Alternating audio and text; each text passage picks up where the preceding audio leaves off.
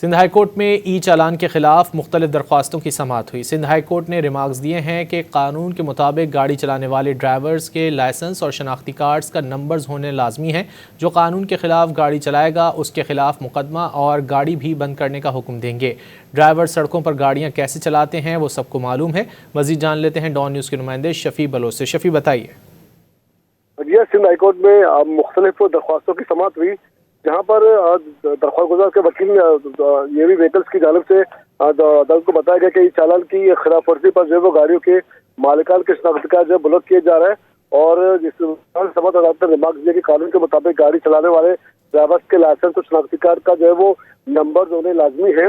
और इस पर दौरान समाअत जस्टिस सलीम शेजर ने कहा कि अगर कोई गलत गाड़ी चलाता है या नुकसान करता है तो उसको कैसे पकड़ेंगे।